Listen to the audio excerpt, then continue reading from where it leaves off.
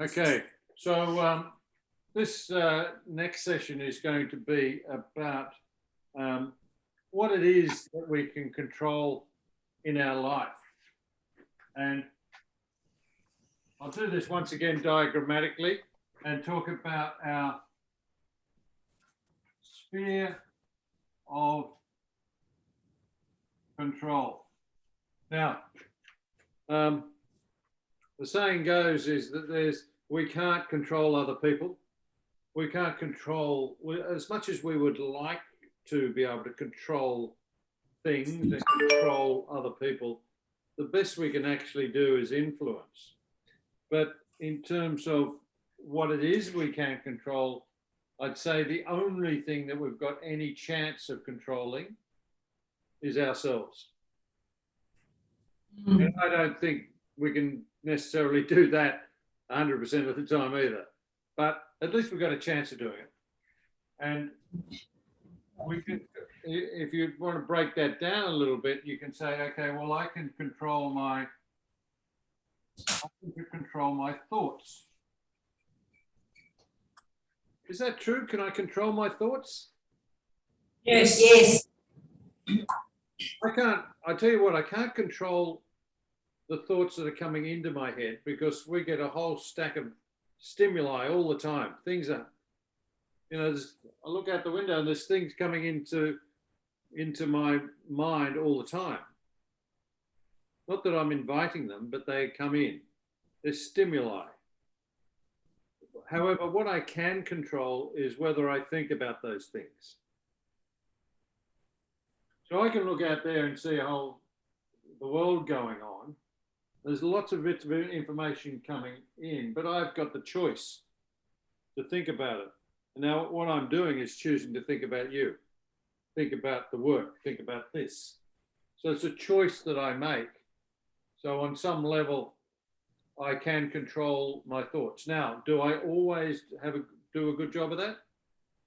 Not necessarily. I get distracted, or I start thinking about something else, or I start thinking about, not what I'm meant to be thinking about. So I think we can. Whether we do is another question. And if I can control my thoughts, then I can control my emotions. Can I control my emotions? Well, the theory here is that if I can control my thoughts, then I can control my emotions. I know that this is true, is that if I want to change my emotional state, then I can do that by changing what I think about. I can have a happy thought if I'm feeling not happy. Now, that's a challenge. Can I do it all the time? Probably not, but at least I've got some chance of changing my emotional state through the thoughts and what I'm thinking about. Now, if I can do that, you can change your mood. Then I can change my actions and what I say, my speech. This is the TEAS model. So if I can control my thoughts, emotions, then I can control my actions and what I say.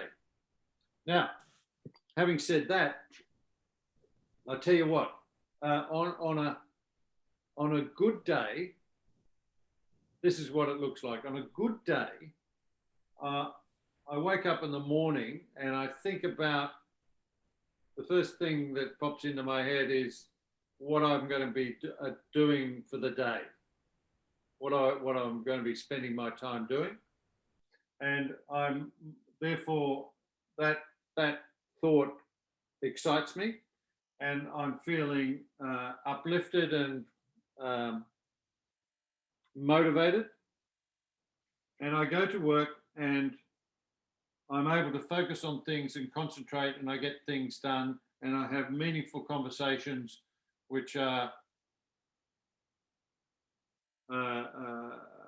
constructive. And at the end of the day, I finish my work and I come home and I'm tired, and I might be exhausted, but I feel as though I've done a good day's work and I've achieved a lot. And I think we all had days like that, where we're focused, emotionally calm, stable, and we're able to concentrate and get the work done. Now, that's a good day. However, on a bad day, I'll tell you what it looks like. On a bad day, I probably had a bad night's sleep because I've been worrying about something from the day before. I wake up still thinking about this, and that making me feel very frustrated and tired. And I'm not very happy. And I go to work and I'm finding it difficult to concentrate because my thoughts are distracting me and I'm feeling angry or tired or frustrated. And I'm not able to achieve as much as I wanted to do. And then I have conversations which are irritating to me. And at the end of one of those conversations, I end up saying the wrong thing to the wrong person and putting a dent in a friendship or a relationship that I have because I've said the wrong thing. Have we all had days like that? I'm sure you've all got your hand up. So the truth of the matter is that in our sphere of control, we have good days and bad days. And sometimes it's half a day or an hour, but then it becomes a better as the day goes on. So we fluctuate through this. Now, if you think about the best boss you've ever worked for, the person you admired the most and who you wanted to work for, and I think what you'd find is that that person has the ability to control their thoughts and their emotional state and their actions in their speech. And in fact, what happens with people like this, that even when things go wrong, they remain calm and rational. Have you had a boss like that? Yeah, Wendy has. I'm just going to look at Joan's had a boss like that. Peggy's had a boss like that. Danoa's had a boss like that. I can't see Tylema, but I'm sure he's got his thumbs up. Okay, if you've all had a boss like that, have you also had a boss who's not like that, who has difficulty controlling their thoughts, gets very emotional? When things go wrong, they start to yell and scream and carry on like a pork chop, and they're not very focused. So they allow their emotions to get in the way of their thought processes. Have you had a boss like that? I have. Yeah. It's not great working for someone like that, is it? You're much better off working for someone who's calm and rational in a crisis, rather than someone who's yelling, losing their cool, Mr. Cool, and is actually able to respond and speak to others well and get on with the job. So the challenge for you as a leader is to be that person that can control their thoughts. And of course, the way to control your emotional state is through your thoughts. So get into the habit of thinking about things positively, being optimistic, looking at the good side, and seeing, and we'll give you some more tools around it, putting a good frame around different situations so you can maintain a positive attitude in a crisis, and therefore start behaving and being emotionally available. The thing about these leaders that are calm and rational is that they're very approachable. So when something goes wrong, you'll go to them and tell them. So that's our that's where we want to start as a leader, to be able to control that. Because out here is our sphere of influence. And in our sphere of influence are other people, and we can influence their emotions, their thoughts, their emotions, their actions, and their speech. So this is where we get rubber on the road. This is leadership outside. This is where we influence other people around us. But we start by getting our own emotional state in order. And now we start to influence the output from that team and the culture of that team. And we also start to influence other teams.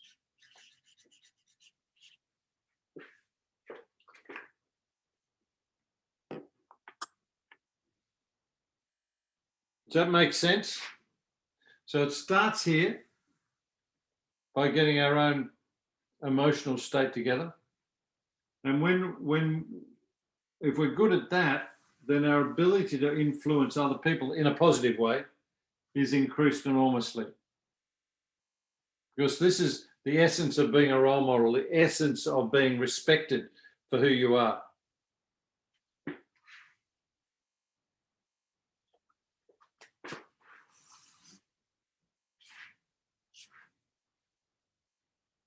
And out here, there's only 3 circles, 3 spheres. This is our sphere of concern. Our sphere of concern. So we've got our sphere of control, which is us. Our sphere of influence, which is the influence on other people. And this is our sphere of concern. And by definition, what that means is that we can't control it and we can't influence it. So these are things in our life that we're concerned about. We're concerned about it, probably for good reason, but we have no ability to influence the outcome. We've got no ability to control it. So these would be things like the world economy. Unless, of course, we're head of the Reserve Bank, but we're not. This all could be world peace, because we're concerned about that, aren't we? But can't do anything about it.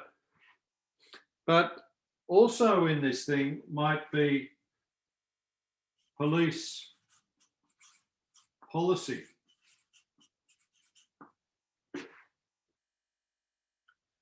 And some decisions that are made that we might not like.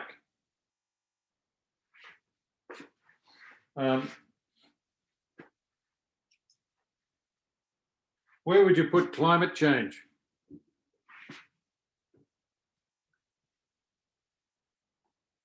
Outside circle. Outside circle. I think largely it's in the outside circle, but I think part of it is in the influence circle, because there's something we can do. Some little bit. Yeah. So the environment, I think, goes here across these things.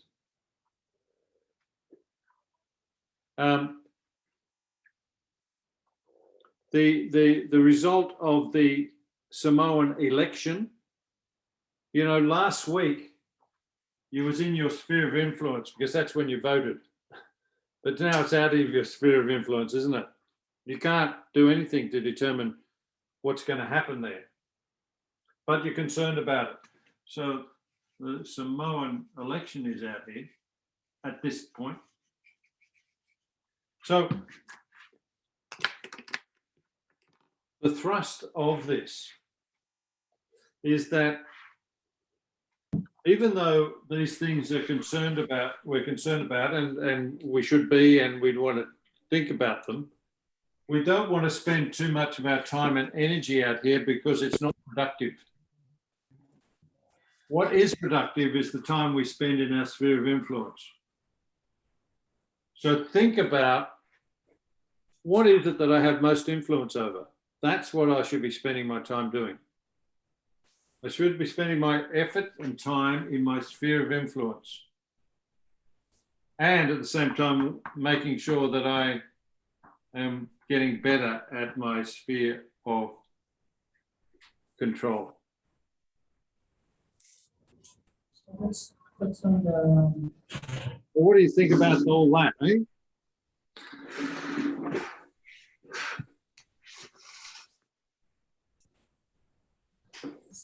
Position. What does that mean to you, Peggy? Sorry, what was that? What does that mean to you? This, what do you think? Well, tell me this, Peggy. Are you a relatively calm, rational person when things go wrong? I think it depends on the situation. But at work, yeah. At work, yeah. But with my kids, no. When your kids start mucking up, Yeah, no. That's the old way, Peter. That's the old way. that has to work too. Is that why you're sitting over the other side of the bench there? Put my hand on that. Your self-protection. So why is that? Why is that, Peggy?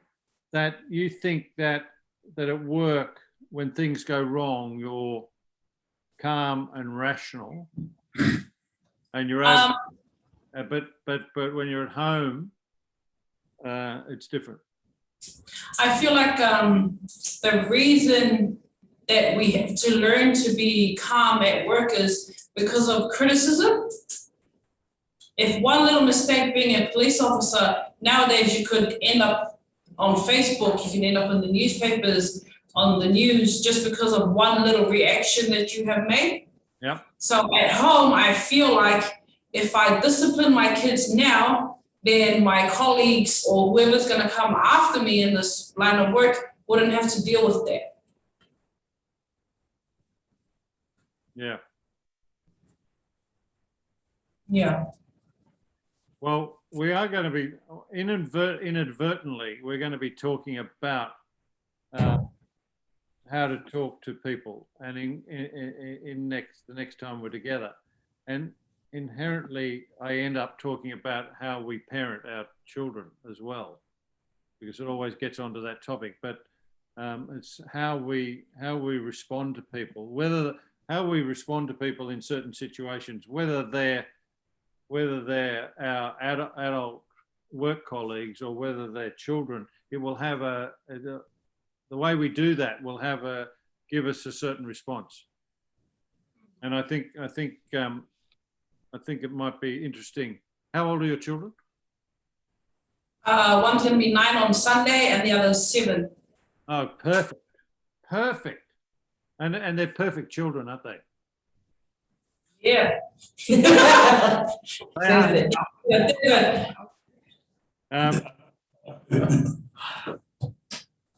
But you know, we all have our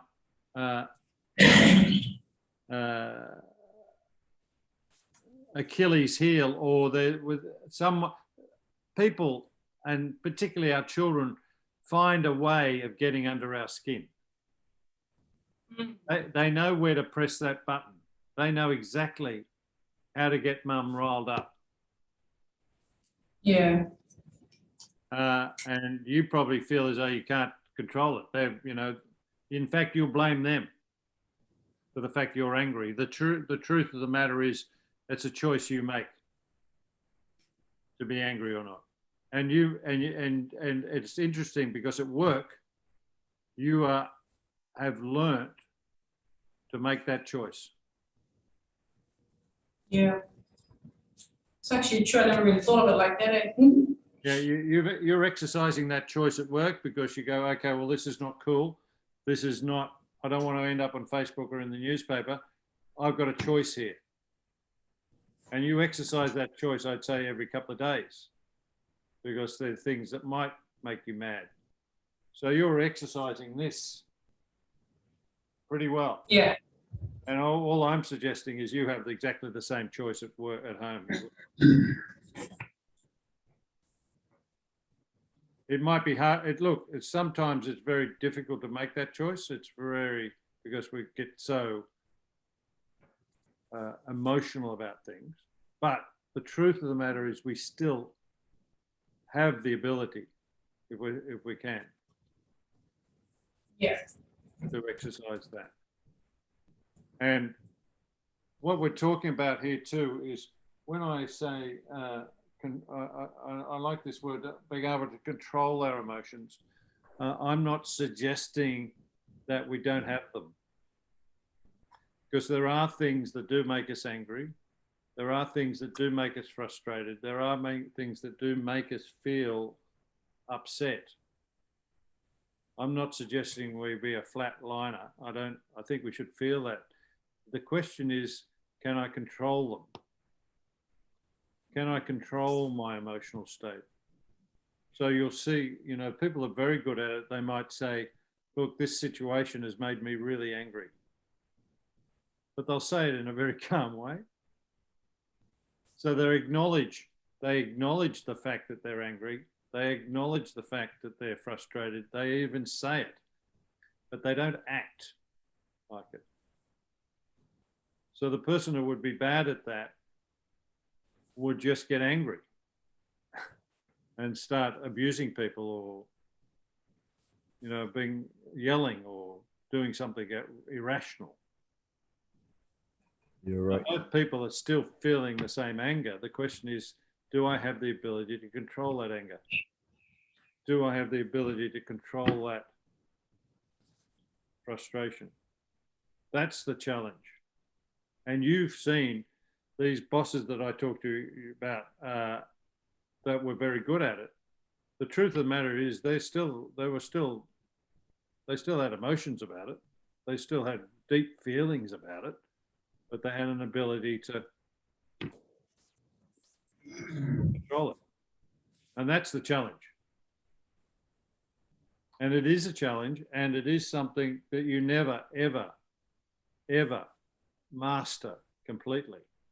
But you do get better at it. And I also think people tend to get better at it as they get older, because they start to put things in perspective. Something goes wrong at work and it's not the end. They realize that in fact, it's not the end of the world. It's just another thing that's gone wrong and we'll have to fix it. Yeah. And for those of you who have been around for a little while, we kind of understand that's, it's not the end of the world. We'll survive. We'll get there. So I think that particular model talks to the essence of role modeling.